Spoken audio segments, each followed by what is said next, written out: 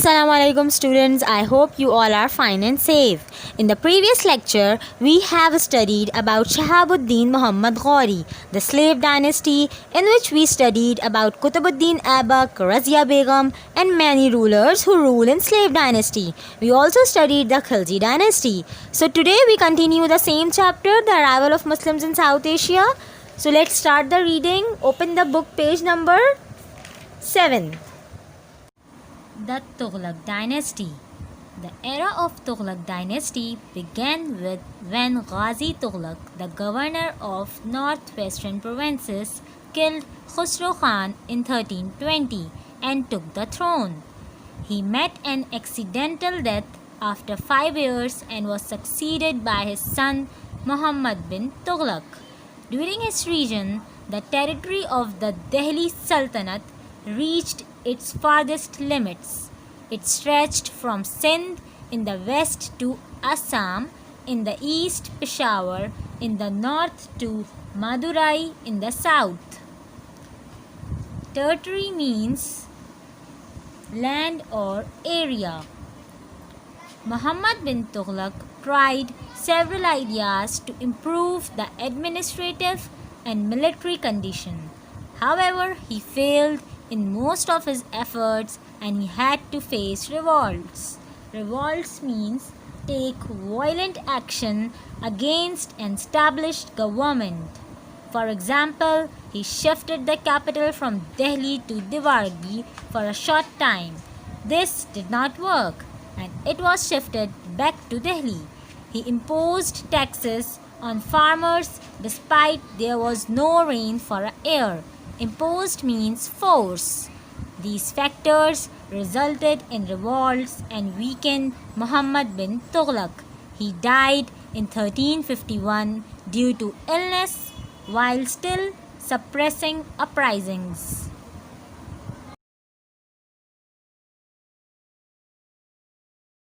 The era of Tughlaq dynasty began when Ghazi Tughlaq killed Khusro Khan. His death was an accidental and he was succeeded by his son Muhammad bin Tughlaq.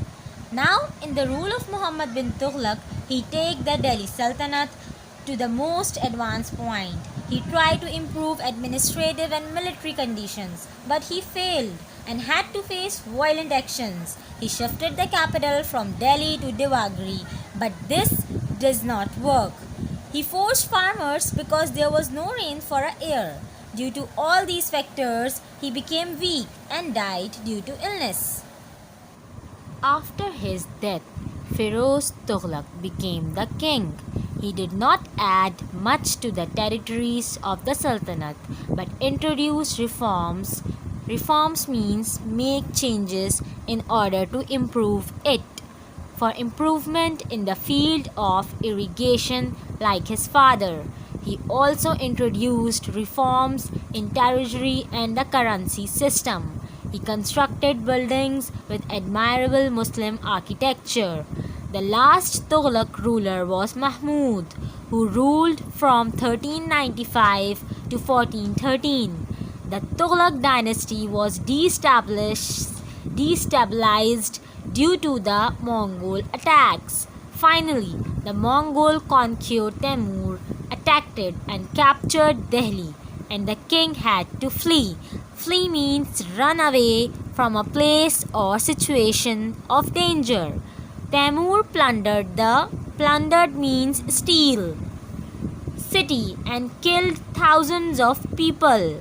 When he left, Mahmud Tughlaq retook Delhi and ruled till 1413 but amidst much chaos.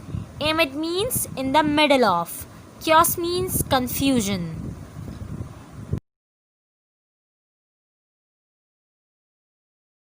After the death of Muhammad bin Tughlaq, Firoz Tughlaq became the king.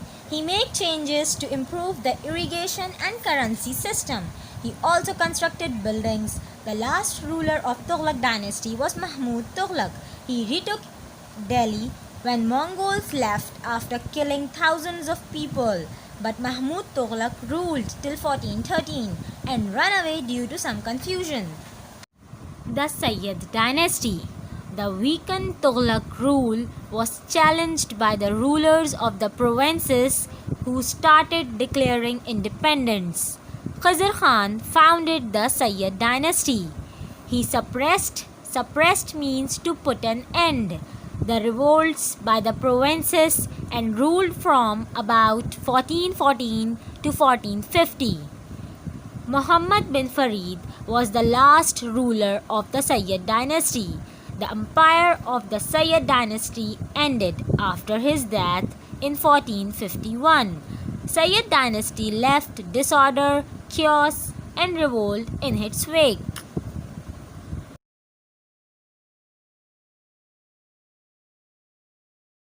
Khizr Khan founded the Sayyid dynasty.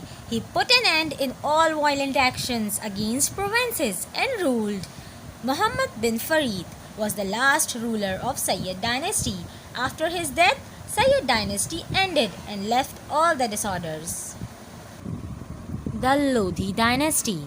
Behlol Lodi, who was a key position under Khizr Khan's rule, was the founder of Lodi dynasty in 1451.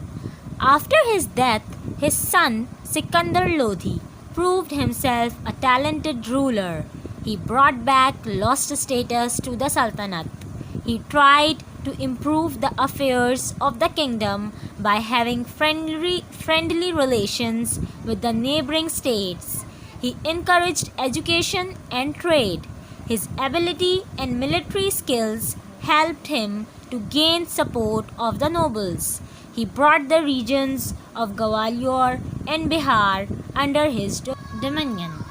After Sikandar Lodi, Ibrahim Lodi came to power in 1517. He was the last ruler of the Lodi dynasty. He conquered Gwalior and Mewar.